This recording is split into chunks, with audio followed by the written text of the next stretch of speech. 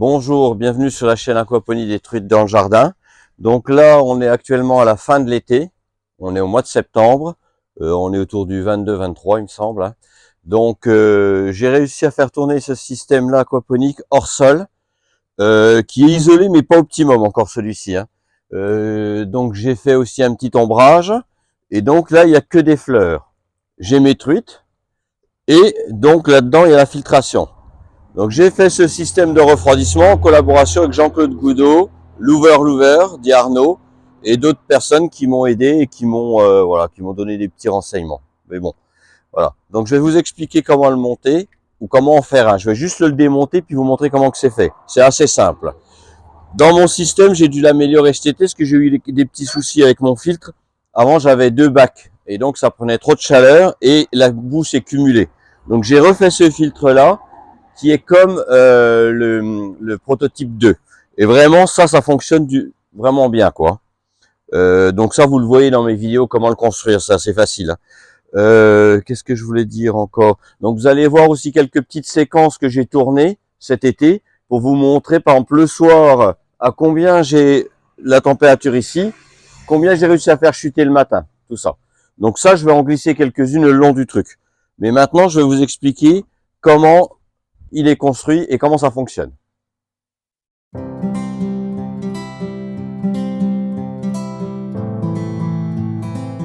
Donc ça, c'est une tour d'évaporation.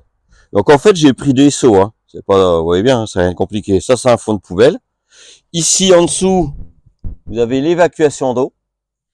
L'eau arrive ici, par le dessus, ici, là. Ça, c'est le cordon pour brancher ça. Donc ça, c'est un ventilateur 12 volts. Vous pouvez prendre une voiture, ou sinon, vous en commandez un sur AliExpress. Donc là, vous avez l'arrivée d'eau. Ici, j'ai mis un T. Donc là, vous voyez, c'est un tuyau d'arrosage, d'irrigation. Et donc, il faut que ce soit un tuyau rigide par contre, hein. Et je l'ai percé de trous de 2 ou 3 mm. Le but, c'est que ça asperce les tapis japonais. Là, je vais vous les enlever, je vais vous montrer. Donc, les tapis japonais sont là. Voilà ce que j'ai fait. J'ai fait un bloc de tapis japonais. Dedans, regardez, j'en ai mis un rond. Et je sais pas si vous allez bien voir, oui. Donc ici, vous voyez, là, ça, c'est 2 tringles que j'ai mis, hein, pour tenir les tapis japonais. Ça, c'est l'arrivée d'air. Là, c'est l'évacuation d'eau. On met le tapis japonais comme ça dedans. Je mets ça, ce bloc. Donc le but, c'est qu'en fait, l'air passe par-dessous et passe à travers les tapis japonais. Et l'eau, elle est aspercée dessus, partout. Et donc, elle va s'évaporer. Et en s'évaporant, en fait, elle emmène des calories. Moi, j'ai déjà vu ce système le soir, je l'ai mis en route à 10 heures. Et ben, j'ai vu des différences de 4 degrés. J'ai été à 20, ça ressortait à 16 en dessous. Et donc, en évaporant, on enlève des calories, comme je vous ai dit. Sinon, ce qu'il faut, c'est qu'il n'y ait pas une humidité trop forte. Au-delà des 85-90, le système ne fonctionne pas. Ce que ça aime, c'est un air sec et légèrement chaud. Après, si jamais l'humidité remonte, ce qu'il y a de bien aussi, au moins dans ma région, c'est qu'on a des fois des nuits fraîches, 13, 14 degrés, 18. Donc, au pire, s'il y a trop d'humidité, c'est quand même la température de l'air fraîche qui va refroidir votre système. Donc, on met ce couvercle-là. Ça, je l'ai branché là-dessus. Moi, j'avais pris, donc c'est un transfo 220 12 volts. Le ventilateur est en 12 volts. Donc, je mets là-dessus et là, j'ai un potentiomètre et je peux le régler. Moi, je pense pas qu'il y ait besoin. Ce qu'il faut, c'est juste un transfo 12 volts, puisqu'en fait, il tourne tout le temps à fond, hein. Moi, je fais tourner de 10 heures à peu près jusqu'à 8 heures du matin. Mais il y a des fois, j'ai atteint des températures, je suis parti d'un 20 degrés à 13,5, hein. Donc, ça fait un gros refroidissement, hein. Après, je vais vous montrer l'intérieur, comment que ça fonctionne ici. Donc, regardez bien. Donc, ici, c'est le retour de l'eau. Donc ça revient dans mon filtre. Là-bas, au fond, le tuyau vert transparent. Au bout, il y a une pompe de 1000 litres. Alors, je pense pas qu'elle débite 1000 litres et je dois être à 500 litres à tout casser. Donc, la pompe arrive là-bas et elle va au-dessus et elle va sur l'asperceur. Et donc ce système, il tourne simplement avec un petit minuteur. Et comme je vous ai dit tout à l'heure, ça démarre à 10 heures, je le fais arrêter à 8 heures. Donc là après, je vais vous montrer quelques vidéos qui vont vous montrer le système en fonctionnement en pleine calicule. Je dis pas que c'est la solution à tout, hein, mais je trouve que c'est une bonne alternative à à une pompe à chaleur réversible. Là, au maxi, j'en ai pour 100 euros. Je veux dire, quelqu'un qui se débrouille bien, je suis sûr que pour moins cher, parce que bon, il y a quand même les tapis japonais, il y a le ventilateur et la pompe. Voilà, c'est ça qui m'a coûté le plus cher et ça. Mais je pense qu'entre 60 et 80 euros, on peut s'en construire un. Lui suffit pour un système de 500 litres comme celui-ci. Et comme je vous ai dit, il n'était pas super bien isolé. Bon. Donc là, je vous mets les petits morceaux de vidéo de cet été et je vous retrouve après. Donc là, ce qu'on va faire, je vais regarder la température. Extérieure, elle est à 25. Il est 23h, 23h10. Et donc, le système aquaponique, il est à 17. Ben, il est à 16,7. Donc, je peux vous montrer, regardez. Voilà. 16,7. Maintenant, ce que je vais faire, voilà, je vais enlever ma sonde là, je vais la mettre ici. Comme ça, on aura la température en direct. Donc 16,7. Regardez maintenant à combien elle va descendre. Tiens, ça descend. Regardez bien. 16,7. On est déjà en train de descendre à 15,3. Rappelez-vous, 16,7. Donc, on est à 15,2. 15,1. 15. Regardez, ça descend encore. Regardez. On va quasiment arriver aux 2 degrés. Voilà. Donc là, ça, c'était... Tiens, pratiquement, tiens, on a 14,8, 14,9. Donc là, c'était pour vous montrer... C'est pour vous montrer qu'en fait, là, je gagne 2 degrés. Et pourtant, la température extérieure est de 25-26 degrés. Donc là, je l'ai mise là dans le cœur de ça. Voilà. Et donc l'eau ici, elle était à 14 et quelques. Je la remets là-bas. Réalisée sans trucage. Hein. Voilà. Et là, ça va remonter, puisque c'est l'eau du circuit aquaponique. Voilà, elle remonte. Elle est à 14,5, donc elle va remonter à 16,7 comme tout à l'heure. Donc voilà, c'était juste pour vous montrer. Donc ça fera partie de notre vidéo. Donc on est au lendemain, donc hier soir, donc on avait regardé la température. Je ne sais pas si vous vous souvenez, on était à 17 degrés. Le système de refroidissement a tourné jusqu'à 6 h du matin, donc de 22 h à 6 h du matin. Vu la température obtenue, je ne pense pas qu'on ait vraiment eu besoin de le faire tourner aussi longtemps. Je vais vous montrer la température, vous allez voir de combien elle est. Voilà. Je vais regarder.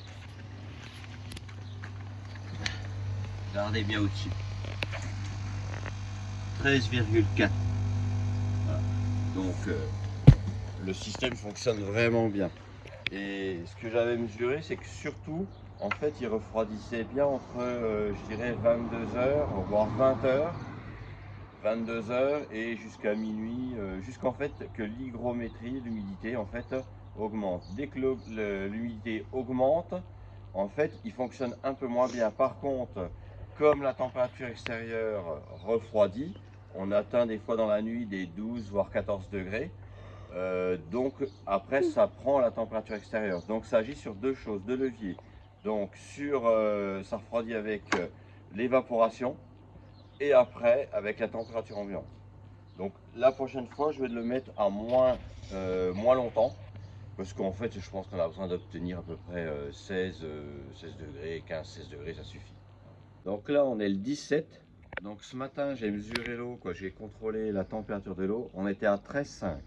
Dans la nuit à 5 h du matin, 6 h du matin, 6 h je crois, il faisait 9 degrés 9, 10 degrés. Donc le système a fonctionné de refroidissement de 8 heures du soir jusqu'au lendemain 6 heures. Alors on a profité de deux choses. On a profité donc de l'évaporation de l'eau pour faire chuter la température de l'eau, et on a profité aussi de la température ambiante. Donc là, à 6 heures du matin, j'ai vu qu'en fait l'hygrométrie était très haute, l'humidité. On était à plus de 80%, donc obligatoirement, on faisait quasiment pas d'évaporation. Par contre, on a profité quand même de la température fraîche de la nuit. Donc, je vais vous montrer le bassin. Ce matin, donc, était à 13,5. Là, on va découvrir ensemble.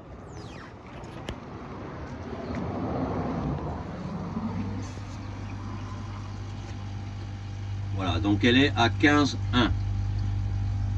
Donc là, on a pris 1,5 degré de plus ce matin, mais bon, j'ai ouvert un petit peu ce matin pour contrôler tout ça. C'est ce qui a fait que ça a repris la température. Faut pas oublier que là, il est 14 heures et il fait 32 degrés.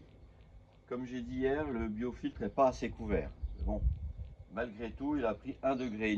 D'ici ce soir, il devrait reprendre 1,5, au pire 2 degrés. Donc il va monter à 16, 16,5. Donc c'est quasiment rien, quoi. Donc vraiment, l'eau est fraîche. Après, à se demander s'il ne faut pas la maintenir un peu plus chaude. Je sais pas. Mais pour le moment, je me garde une sécurité. Je préfère être à 13 le matin, 13,5, 14. Ce qui fait que si vraiment un jour ça monte à 2, 3, 4 degrés, 5 degrés dans la journée, je serai toujours dans des bonnes valeurs. Et il vaut mieux avoir du frais maintenant, parce qu'on ne sait jamais, dans 3 jours ou 4 jours, si jamais c'est très humide et qu'il y a des temps orageux, là le système fonctionnera très mal, voire il ne fonctionnera pas.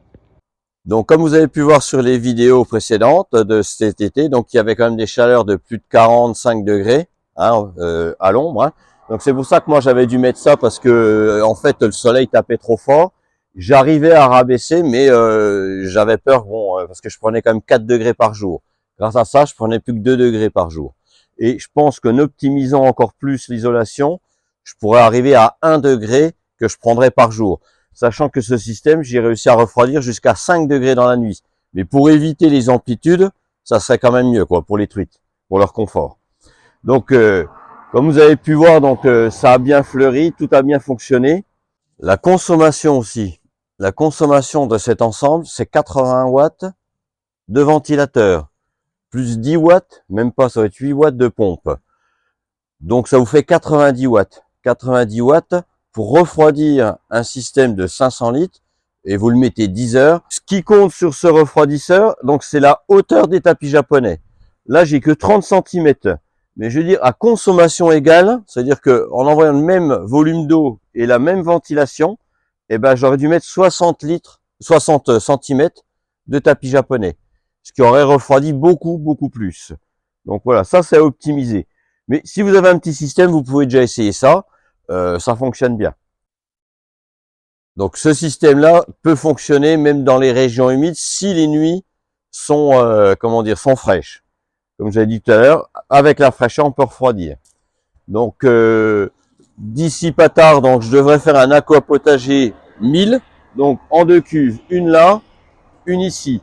Et je vais essayer d'intégrer, c'est pas je vais essayer, je vais intégrer le système de refroidissement qui refroidira les 2 cuves. Et donc c'est un truc que je vais mettre en place, je pense, pour l'été prochain.